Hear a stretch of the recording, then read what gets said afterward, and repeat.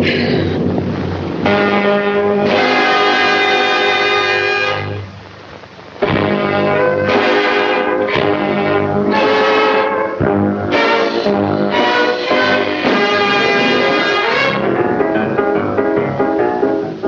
dit partout ça ne va pas, la crise par-ci, la crise par-là, on se plaint. Bon, je voulais quand même commencer par là parce que la crise n'est pas tellement finie pour nous, malheureusement.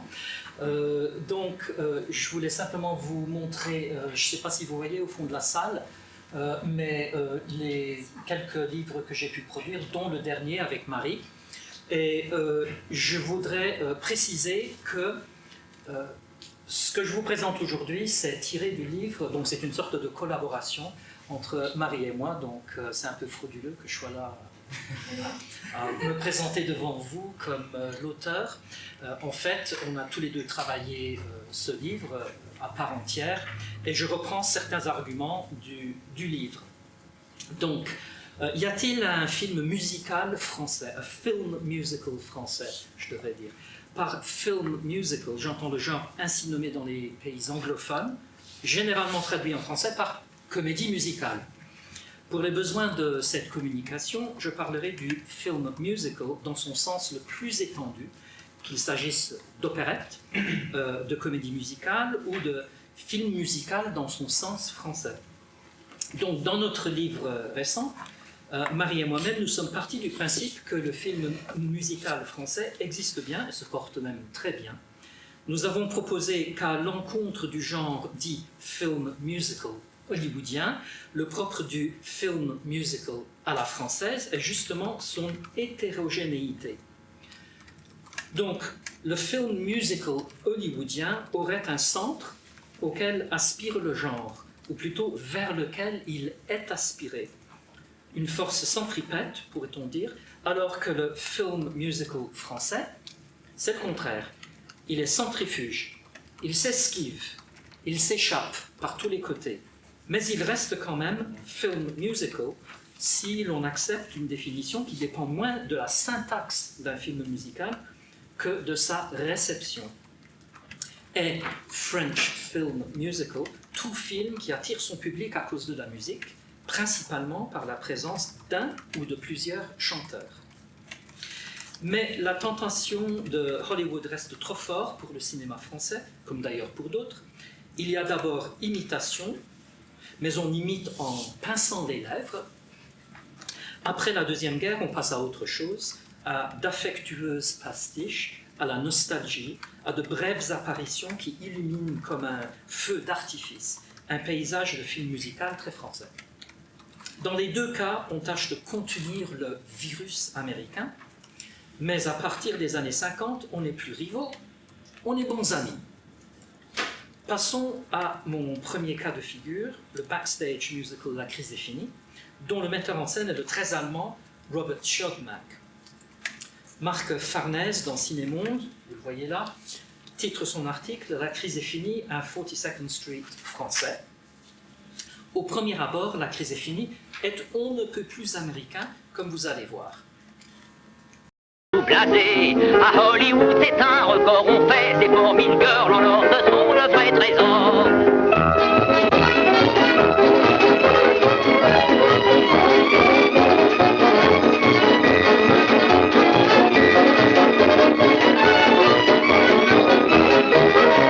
Et quand on croit être vainqueur d'une girl en or, d'un air moqueur, la girl en métal reste d'un froid brutal.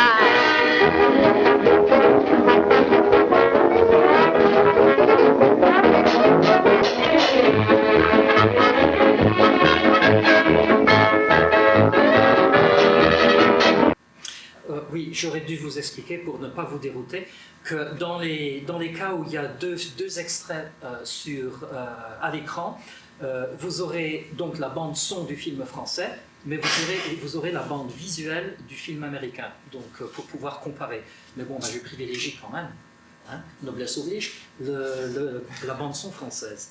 Donc les parallèles sont flagrants, au point où Raymond Bernet écrit dans Ciné-Monde que La crise est finie est une véritable opérette d'écran visiblement inspirée des modèles américains avec la somptuosité en moins. Fin de citation.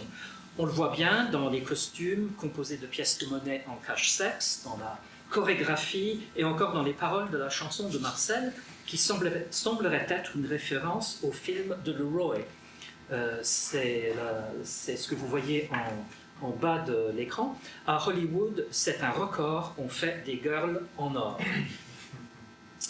On voit 4 girls sortir de caisses d'expédition portant l'inscription « Trick Girls ». Comme l'écrit Marie dans sa thèse, elles sont comme directement téléportées de Hollywood dans ce film français, fin de citation, et le nom Trick Girls, trick en anglais se traduit par astuce, semblerait justement indiquer le pastiche en question. Mais Trick Girls n'indique pas seulement une astuce, il s'agit aussi d'un tour qu'on nous joue.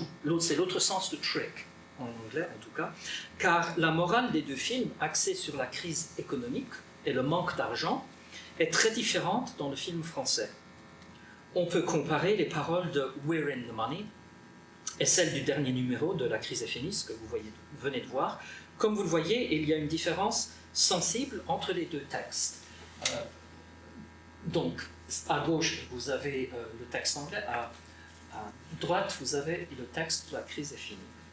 Dans le film américain, on célèbre l'argent et le fait qu'on roule à nouveau dans l'or, alors que dans La crise est finie, comme le dit la dernière ligne, on n'aime plus l'or. Il ne s'agit pas, il faut bien le dire, d'un fugitif accès de morale anticapitaliste.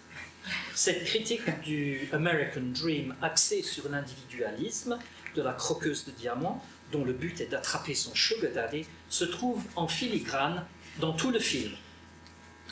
Comme nous le fait remarquer Tom Brown, la troupe menée par Marcel agit en collectif. Les membres du collectif rénovent le théâtre abandonné pour monter la revue. Ils volent les lettres d'une banque, c'est ce que vous voyez là, le Crédit Parisien, pour créer le panneau où l'on voit le mot « crise ». Et ils se débarrassent du méchant Bernouillen qui voudrait, oh ironie, tourner la salle de théâtre en cinéma. Finalement, vous vous souviendrez du commentaire de Berner que La crise est finie serait inspirée des modèles américains avec la somptuosité en moins. Presque 90 ans après, on est quand même en droit de se poser la question, est-ce vraiment un manque de moyens? Ou est-ce qu'il s'agit d'une imitation parodique où l'on critique les moyens dont dispose Hollywood en temps de crise? Comme le dit si bien Marie dans sa thèse, tout en s'inspirant de l'esthétique de Gold Diggers et en lui rendant un hommage explicite, le film français refuse in fine sa valorisation de l'enrichissement.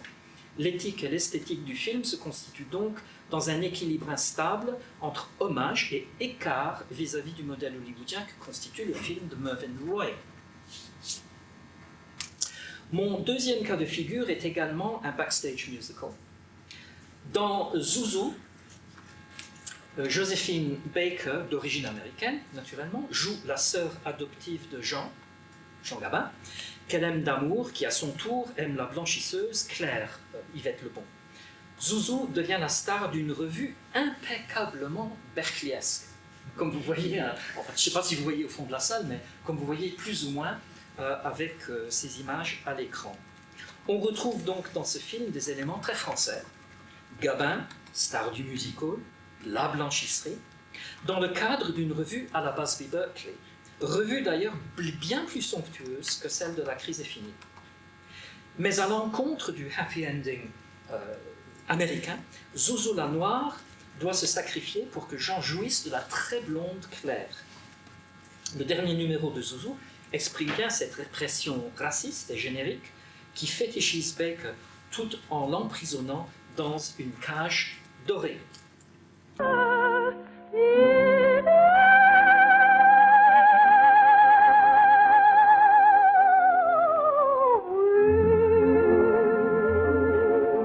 Mon désir m'a cru d'amour a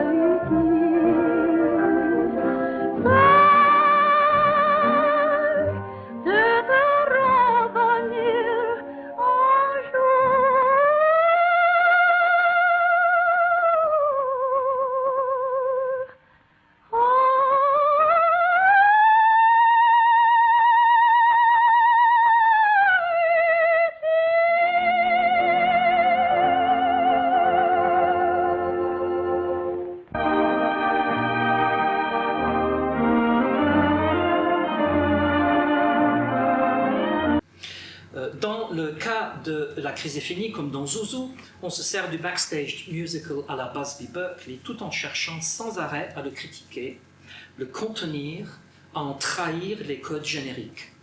Donc je passe maintenant à notre deuxième film américain que vous voyez là, An American in Paris, auquel font référence mes 3 prochains cas de figure. Le premier est un film de Georges Guettari, surnommé le roi de l'opérette, en partie parce que, comme Luis Mariano, il est principalement chanteur d'opérette. Sur scène, 17 en tout en fait. À l'encontre de Mariano, il ne tourne aucune, c'est quand même assez bizarre, aucune de ses opérettes théâtrales en film. Parlant de Plume au vent, mon premier cas de figure, il dira dans son autobiographie que, comme bien d'autres auxquels j'avais participé, ce film ne répondit pas à mes espérances. Le titre Plume au vent est le sobriquet de Claude, c'est un don Juan rêveur qui habite un village basque. On nous dit au commencement du film que c'est un vrai village d'opérette. L'un de ses amis hérite d'une pharmacie à Paris où la copine de Claude, Alicia, répète une revue dans un petit théâtre. Claude et sa bande de copains persuadent le producteur de les intégrer dans la revue en chantant un numéro qui devient de plus en plus spectaculaire. Vous allez voir. Le rideau dévoile d'autres plateaux, creusant la scène d'espace en profondeur, de plus en plus grand, pour enfin finir sur un escalier qui rappelle de façon évidente celui de An American in Paris, la couleur en moins, escalier où Guettari lui-même chantait I'll Build a Stairway to Paradise l'année précédente. Il ne s'agit pas de pastiche comme c'était le cas de La crise est finie, mais le film, tout en se servant de ce rappel trop jeune, on pourrait dire pour être nostalgique, œuvre pour en contenir l'impact, ceci de 2 façons. D'abord, à la fin du numéro, un gros plan sur le visage de Guettari nous fait comprendre qu'il s'agit d'un rêve de revue spectaculaire, de ce qui serait possible si le producteur accepte de les intégrer. Alors donc, je vous montre Paris, il n'y a pas à dire, on irait loin pour trouver mieux les jolies femmes que l'on admire. Sa vie d'un rien, c'est merveilleux. Un petit chapeau qui fait plaisir, un petit bouquet qui rend joyeux, un petit bout de jupe, un sourire, un petit bout de nez, de grands yeux.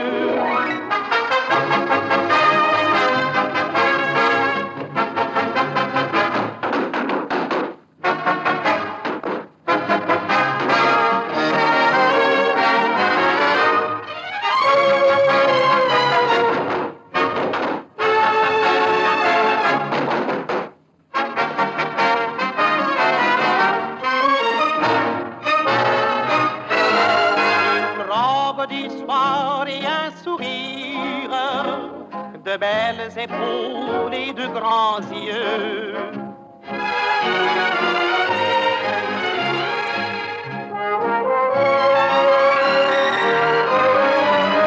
Ces couturiers que l'on admire sont des artistes prodigieux.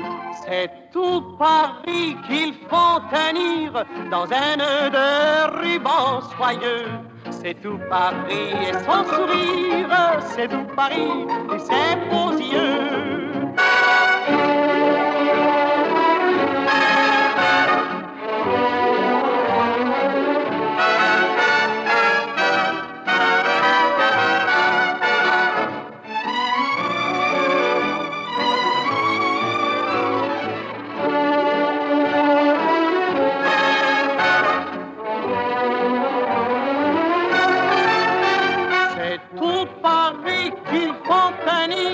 Dans un nœud de ruban soyeux, c'est tout Paris et son sourire, c'est tout Paris, c'est tout Paris, c'est tout Paris et ses beaux yeux.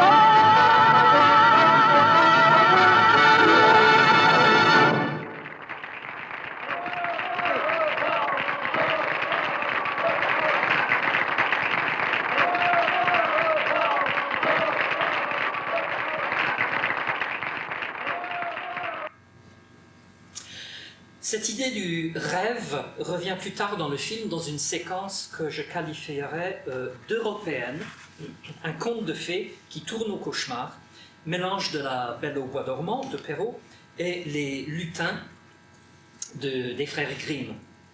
Les amis, je reviens donc aux images là pour que vous voyez un petit peu ce dont il s'agit. Les amis droguent Helena pour l'emmener de Paris où elle travaille dans la pharmacie, dans leur village d'opérette pour qu'elle soit la reine de la fête de l'inauguration de leur auberge.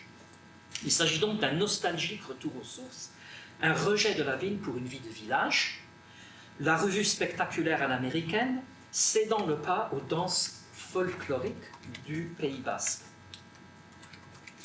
Vers la fin des années 50, il y a une poussée de comédie musicale hollywoodienne, celle qui a le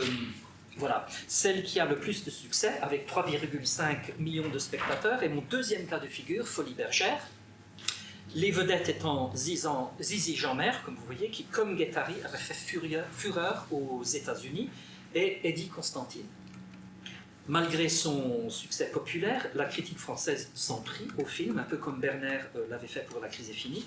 Les cahiers du cinéma, tout en admettant que le film valait bien les comédies musicales hollywoodiennes, trouvaient qu'il manquait un charme, le sens du rythme, la juste intuition du moment où la danse doit intervenir et pour quelle durée. Et Truffaut, comme vous voyez, a pris encore moins les pincettes, on pourrait dire, trouvant que le travail de Decoing ressemblait, comme vous voyez, à un éléphant paralytique qui ne se déplace qu'en titubant pesamment.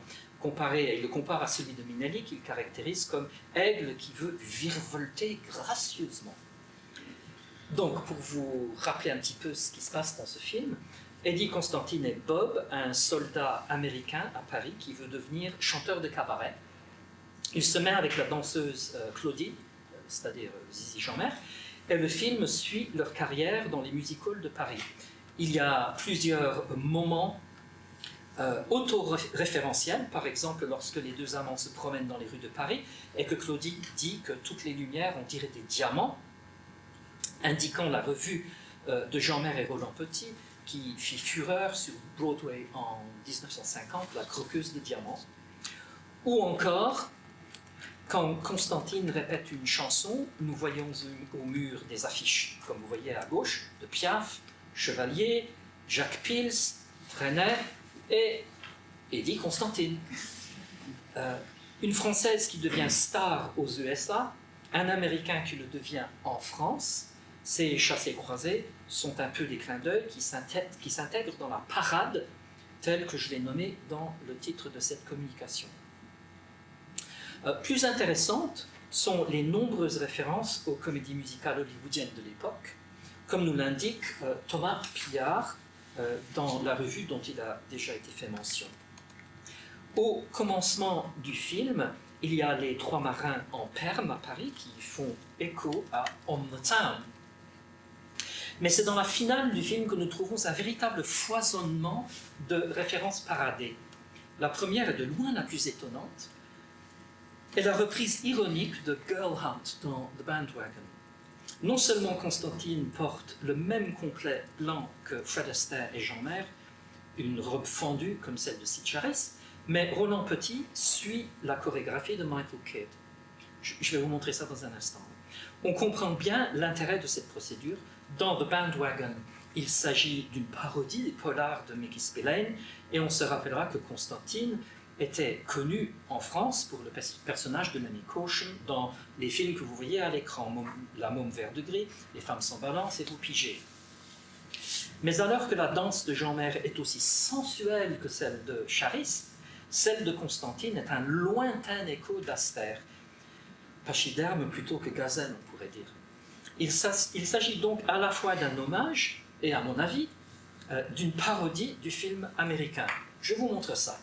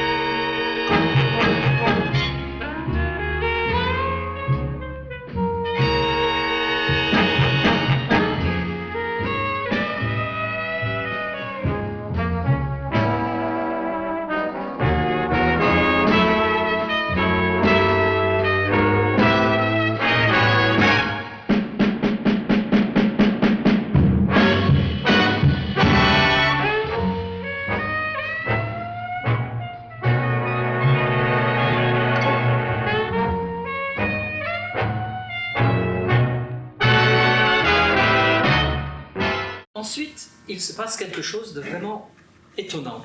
Deux numéros qui n'auraient pas pu être plus français, car tous deux font référence à Miss Pinguette, la Java, et ça, c'est Paris. Nous passons donc d'une parodie à une évocation nostalgique. Mais c'est plus compliqué qu'une opposition binaire, car ces deux numéros sont présentés dans le même style que la comédie musicale hollywoodienne. Tout particulièrement le deuxième, qui se termine en escalier géant émanant de la Tour Eiffel, en écho à l'escalier d'où chantait Guattari dans An American in Paris, qu'on a déjà vu, mais je vous montre ça. À qui dis-tu je t'aime? À la fortune, à la canaille ou à l'esprit? Et ton sourire, on doit le payer de quel prix pour que la chance enfin commence? Mais un jour Paris, dans mon sixième, qui sait, tu me diras, vois cette ville qui s'éveille tout en bas, tu peux enfin serrer ta chance entre tes bras, puisque tu l'aimes, elle est à toi.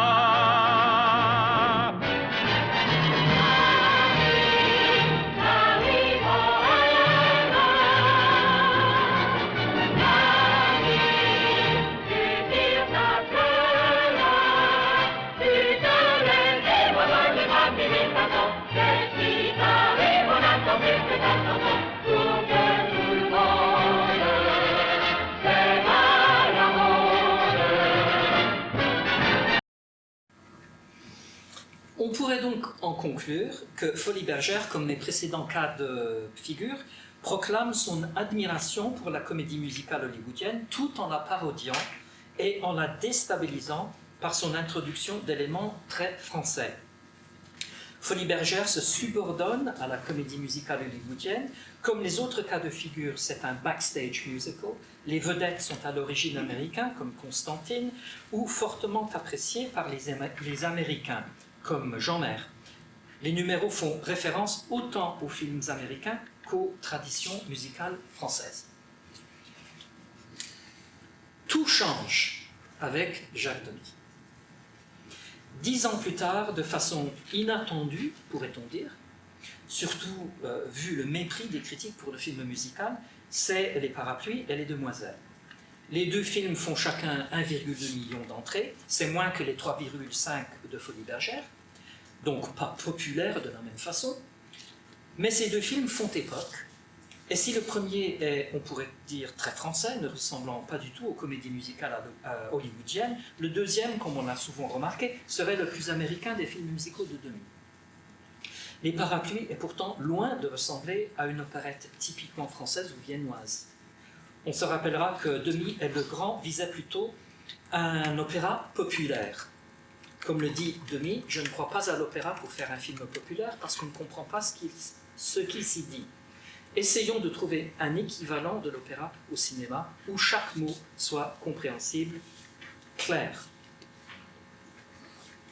Cette équivalence, en l'occurrence, c'est le parler chanté qu'on trouvait déjà dans de nombreux films musicaux français des années 30. Les Demoiselles reprend le parler chanté, mais les couleurs sombres, les intérieurs claustrophobes et le chant sans danse des Parapluies de Cherbourg le cèdent aux couleurs éclatantes, les extérieurs lumineux et le mélange de chansons et de danse associés aux comédies musicales hollywoodiennes. Il y a aussi la participation non seulement de deux acteurs de West Side Story, George Chakiris et Grover Dale, mais aussi, vous vous souviendrez, Gene Kelly. Il y a également des références transparentes aux comédies musicales de Donen et Kelly. Par exemple, on voit des marins dans le numéro de Kelly que vous voyez à l'écran, rappelant On the Town. Et le pas de deux.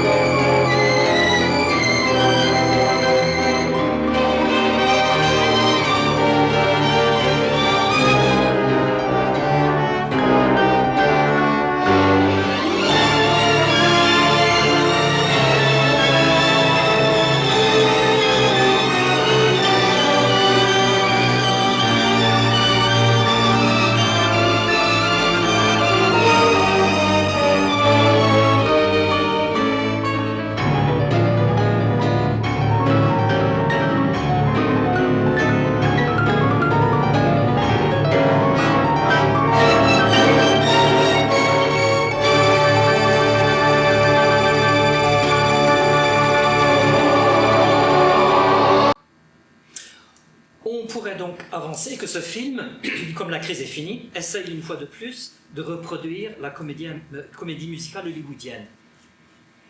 Mais ce n'est pas le cas. Les Demoiselles est un hommage et un pastiche, c'est-à-dire une imitation qui ne nous fait pas prendre de recul, qui ne verse pas dans l'ironie, comme c'était le cas avec Folies Bergère 10 ans plus tôt. Les Demoiselles étalent certains signes de la comédie musicale hollywoodienne, mais en les intégrant dans une toile de fond où l'on reconnaît d'autres signes que l'on pourrait qualifier de français, ou du moins pas évidemment américains, dont certains deviennent par là des contre-signes. C'est de toute évidence un backstage musical, mais sans l'être à l'américaine, car on voit peu de répétitions, et elles sont dans des extérieurs plutôt que dans un studio. Le spectacle est d'ailleurs moins une revue qu'une sorte de fête foraine traditionnelle où l'on passe d'un spectacle à un autre, comme vous voyez à l'écran. Enfin, vous verrez probablement assez mal. Donc on passe du basket stylisé, des choristes habillés en marin qui accompagnent des danseuses de ballet, des danseurs qui représentent une entreprise de bateau, et enfin le stand Honda où les jumelles chantent en duo auquel je reviendrai d'ailleurs. La formation du couple, qui est le but de la comédie musicale hollywoodienne, est fragmentée par les 3 couples du film de Demy dans une temporalité, il faut bien le dire, inhabituelle. C'est le vieux couple, Yvonne-Simon, séparé depuis longtemps, qui se retrouve à la fin du film, alors que le jeune couple éventuel, c'est-à-dire Delphine et Maxence, ne se fait pas, ou alors se fait après la fin du film. Le couple du passé se rejoue nostalgiquement, alors que le jeune couple du présent est repoussé dans le futur. Le seul couple qui ressemblerait au couple hollywoodien est le couple Solange-Andy. C'est comme si le film nous disait qu'un couple ne peut se former que si l'on rejoint une Française avec un Américain. Ce qui serait l'enjeu formel du film, c'est-à-dire comment intégrer les signes de la comédie musicale hollywoodienne avec ceux d'une tradition française. Du coup, certains ont pu critiquer les Demoiselles justement parce qu'ils ne ressemblent pas assez à la comédie musicale hollywoodienne. La musicologue Robin Stilwell trouve que les mélodies de Legrand diminuent l'énergie faite de syncopes, de rythmes asymétriques et d'intervalles dissonantes que l'on entend dans West Side Story, et que la chorégraphie de Norman Maine, tout en empruntant à celle de Jerome Robbins pour les comédies musicales de Dolan Kelly, manque d'imagination. Même Jean-Pierre Berthomé, pourtant féru de Demy, pense que Maine n'arrive pas à meubler les espaces ouverts du square Colbert et que la chorégraphie des intérieurs manque d'inspiration ou d'originalité. Comme l'a dit la critique américaine Pauline Kael, que vous voyez là, le film démontrerait jusqu'à quel point un Français qui adore pourtant les comédies musicales hollywoodiennes n'a pas compris leurs conventions. Pour en revenir à ma terminologie, s'agit-il de parade, c'est-à-dire parader les signes américains, ou de les parer en les subvertissant? Dans le cas des Demoiselles, je pense qu'il s'agit ni de l'un ni de l'autre, et encore moins d'une défaillance formelle par rapport à la comédie musicale hollywoodienne. Il s'agit plutôt du détournement des formes américaines afin d'articuler un style quasi postmoderne intégrant plusieurs éléments, mais sans les tourner en dérision et sans les avancer comme modèle. Prenons par exemple les dialogues et les paroles des chansons. De temps en temps, un alexandrin, aux grandes dames de Legrand, qui dit « il n'y a rien de pire que l'alexandrin, car l'alexandrin a une espèce de régularité rythmique qu'il faut s'ingénier à briser ». Fin de citation. On pourrait dire que les alexandrins sont particulièrement déplacés dans la séquence du dîner. Du point de vue linguistique, on trouve aussi les jeux de mots de Demy, par exemple « je suis en permanente ». Ajoutons également le côté très noir qui tranche avec l'optimisme et l'utopie de la comédie musicale hollywoodienne et qui vire vers le grand guignol. Il s'agit du meurtrier Monsieur Dutroux. Ce n'est pas du tout le seul personnage noir.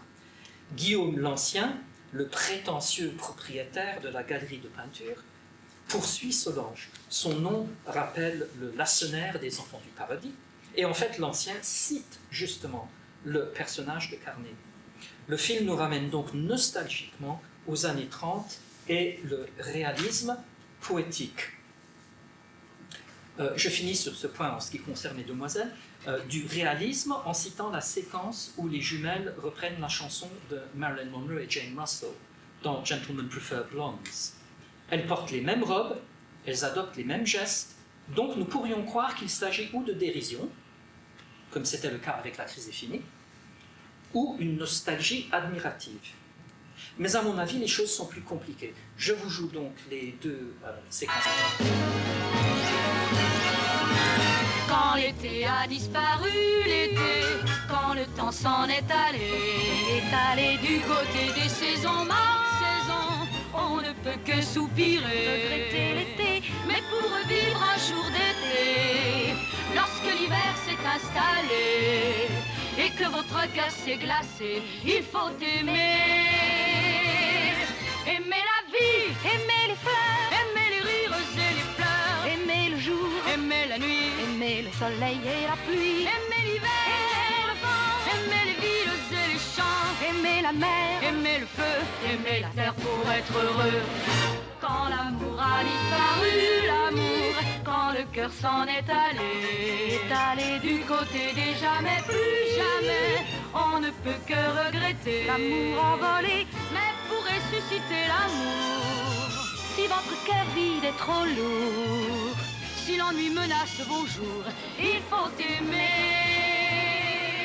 Aimer la vie, aimer les fleurs, aimer les rires et les pleurs, aimer le jour, aimer la nuit, aimer le soleil et la pluie, aimer l'hiver, aimer le vent, aimer les villes et les champs, aimer la mer, aimer le feu, aimer la terre pour être heureux. Devant la joie retrouvée, la joie, quand le cœur s'est installé du côté du grand amour, l'amour, chaque jour est un été, le plus bel été, et devant la joie retrouvée, devant l'été recommencé, devant l'amour émerveillé, il faut chanter.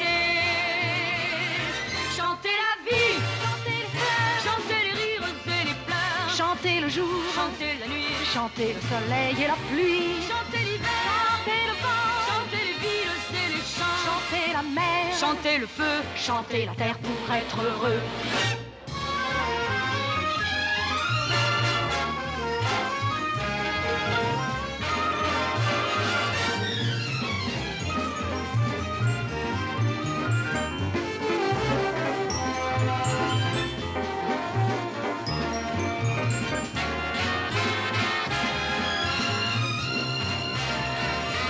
Chantez la vie, chantez les fleurs, chantez les rires et les pleurs, chantez le jour, chantez la nuit, chantez le soleil et la pluie, chantez l'hiver, chantez le vent, chantez les villes et les champs, chantez la mer, chantez le feu, chantez la vie, chantez les fleurs, chantez les rires, chantez les pleurs, chantez la mer, chantez le feu, chantez la terre pour être heureux.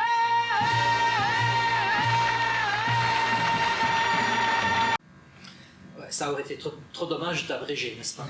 Donc, à l'encontre de la scène dans le film américain, ici, la scène des jumelles s'ouvre sur les voitures à l'arrière-plan. Et les plans de la foule nous rappellent, en fait, les foules des fêtes foraines à la Bruegel.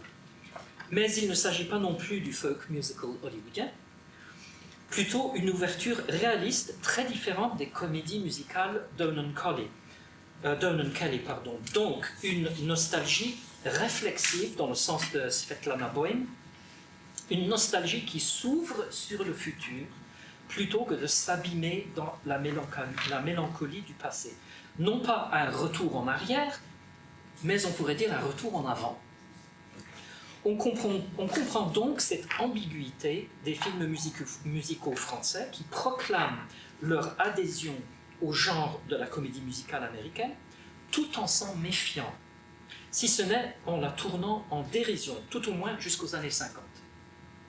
Il fallait qu'on passe le cap des années 60 et qu'on attende un Jacques Demy pour remettre les pendules à l'heure de la nostalgie affectueuse, du pastiche postmoderne qui mobilise les affects et nous renvoie à des sources diverses pour nous propulser en avant. Alors que les années 30, dans les années 30, on paradait les formes hollywoodiennes en les parant, dans les années 50, on les paradait en les imitant, mais en les mettant côte à côte avec les formes françaises. Enfin, avec Demy, on passe à autre chose. Il ne s'agit plus de parade, mais de parure. Voilà, c'était le mot de la fin.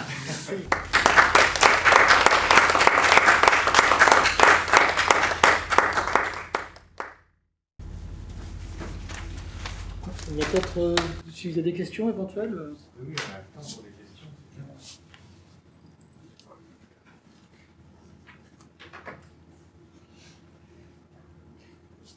Je ne sais pas ce que tu penses, Phil, mais Michel Chion a un terme parce que tu parles sur le backstage, lui il parle de film de coulisses. De coulisses, oui. Voilà.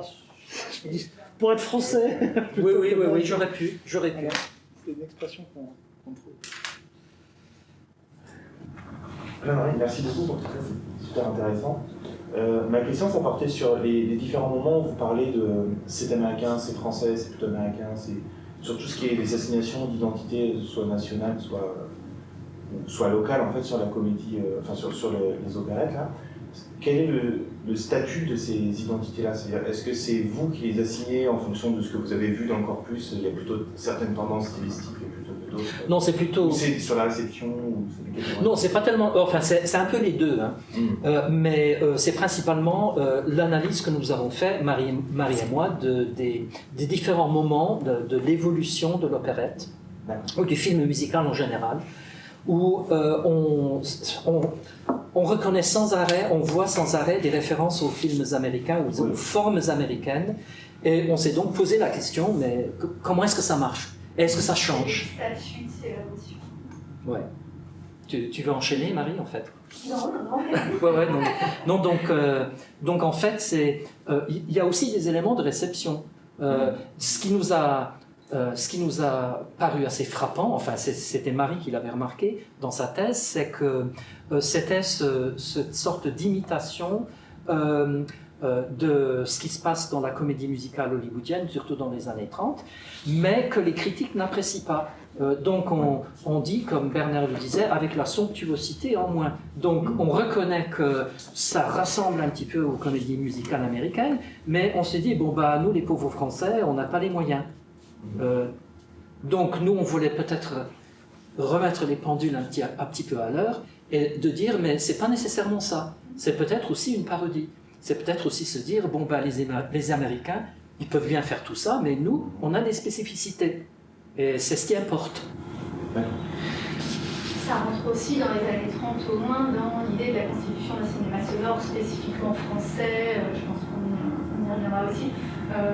On reconnaît on est bien obligé de reconnaître qu'il y a une influence américaine dans ces films, et en même temps, on est réticent à la reconnaître parce qu'on essaye de construire quelque chose au début des années 30, quand le cinéma sonore se constitue, en fait, on essaye de construire une identité française du cinéma, et je pense qu'il y a une part idéologique aussi dans ces discours-là. Oui. Enfin, c'est pas que dans le film musical, hein, on pense je sais pas moi, même les films de Luc Besson par exemple, ça n'a rien à voir avec l'opérette, mais d'un autre côté, on comprend tout à fait qu'il rend français le film d'action. En fait, de moins en moins, quand on pense à Lucy et à Anna tout récemment, que je revoyais ça dans le contexte de Nikita, par exemple, Nikita c'était à la fois français mais aussi américain, mais Lucy et Anna, c'est le film d'action comme on les trouve dans pratiquement tous les pays qui ont les moyens de se payer ce genre de film. Si on peut rebondir justement sur cette comparaison, est-ce que, et en reprenant votre question, est-ce que dans les équipes artistiques de ces films, on est face à des équipes qui sont complètement françaises, où on a des agents américains ou des techniciens américains qui viennent justement en support, parce que par exemple pour Luc Besson, on sait que ces films ne sont pas des films français en termes de définition de production, mais sont bien des films américains. Donc ça revient là-dessus, je pense que ce sera intéressant. Et j'en profite juste pour rajouter ma question. J'imagine quand même qu'il y a une prise en compte dans ces inspirations dans les années 30 des films américains. À propos des films américains, il y a quand même une prise en compte de la culture cinéphiles populaires, des spectateurs qui connaissent ces films et qui forcément vont être attirés par des films qui leur ressemblent. Et du coup, ça va forcément avoir une action sur le marché en lui-même. C'est-à-dire que faire des films qui ressemblent un peu à des films américains, ça permet quand même d'attirer les spectateurs au final un peu plus, en jouant sur leur culture personnelle. Oui, je pense que, pour reprendre ce que vous venez de dire, il y a une sorte de chassé-croisé au niveau de la réception, certainement. Oui. Au niveau des équipes, je sais pas, honnêtement, j'ai pas tellement fait ce travail. Tu l'as peut-être fait en fait, Marie. Pas spécifiquement. Alors, il y a des Américains dans les équipes, surtout pour les coproductions, mais là, on n'a pas parlé, franco-hollywoodiennes qui se tournaient à Joinville-le-Pont, du coup. Oui, tout au début. Pour le coup, à Paris, enfin, en région parisienne, on avait en quelque sorte un studio hollywoodien. Mais je pense qu'en termes d'équipe, on irait plutôt à chercher du côté de l'influence allemande, avec les élites allemandes, je pense à Eugen Schuftan, etc. Alors, je vais peut-être pas chercher assez, hein, mais pour l'influence hollywoodienne, ça m'interpelle. Évidemment, c'est deux directions qui sont parallèles, puisque aux États-Unis, à Hollywood, il y a aussi une forte influence des techniciens allemands qui sont aussi allés là-bas. Donc, tout le monde. Même à trois. On en reparlera peut-être sur ça, tout le monde est un peu prendre cette immigration de fait. C'est-à-dire qu'il y a une sorte de brassage, une sorte de chasse et croisée, surtout dans les années 30, avec les versions multiples. Mais ensuite, les choses se précisent peut-être un peu plus dans les années 40, les années 50. Les versions multiples, ça n'existe plus. Donc, c'est pour ça qu'on a voulu dans notre livre tracer un petit peu l'évolution du film musical selon les diverses influences qui sont très particulières dans les années 30, mais qui changent juste avant la guerre et surtout après la guerre. D'accord, merci. Je reste dans le même sujet qui est vraiment passionnant.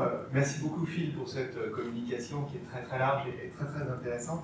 Je voudrais rester justement sur... il y a un mot qu'on n'a encore pas utilisé, c'est le mot européen. Et il me semble qui est gommé par l'utilisation, à mon sens abusive, du mot occidental ou western en anglais.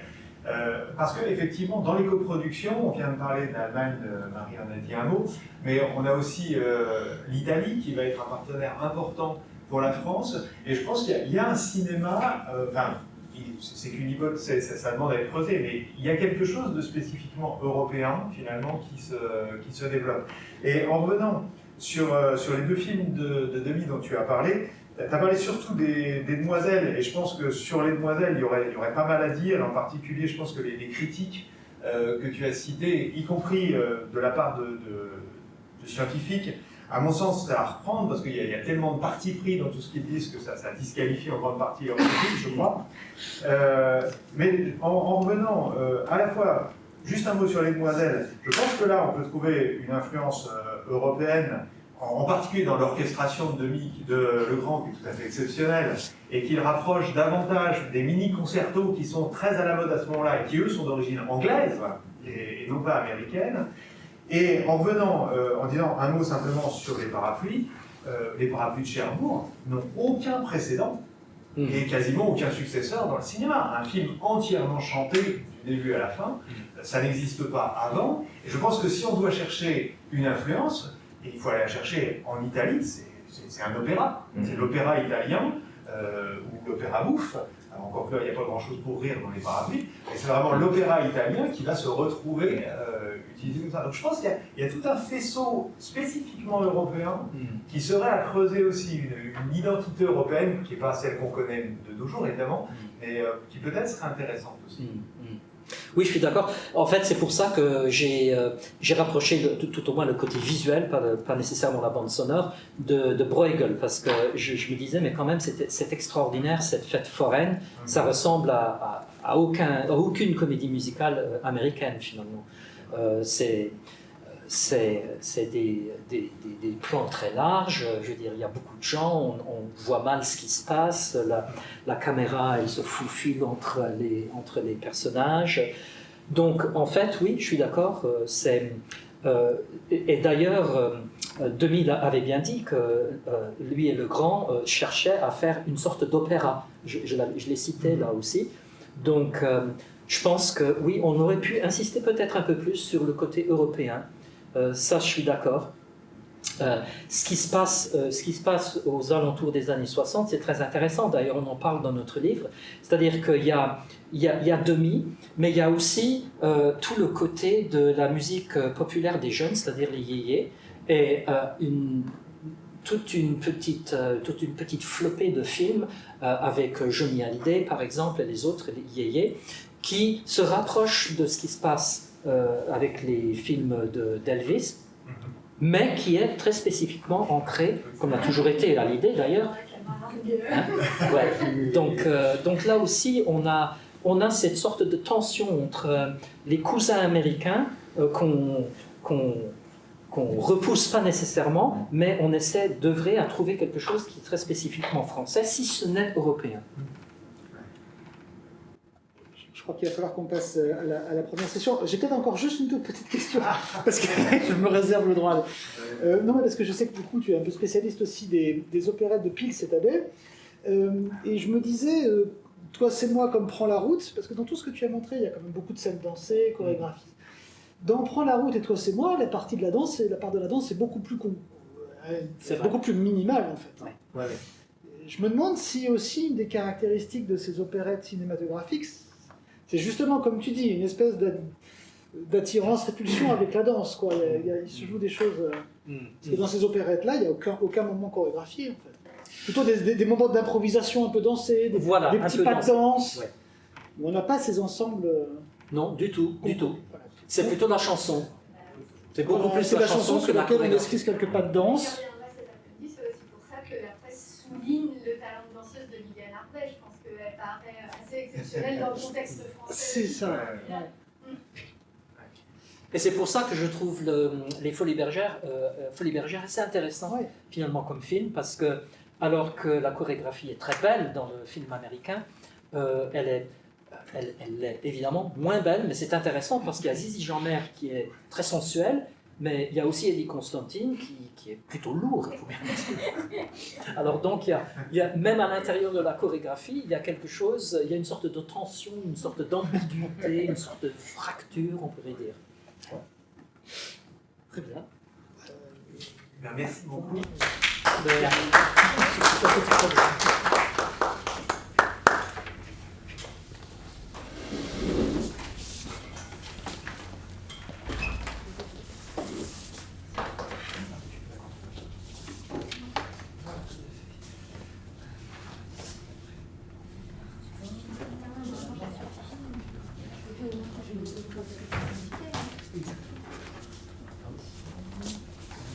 Du coup, tu vas te mettre ici ? Ouais, d'accord.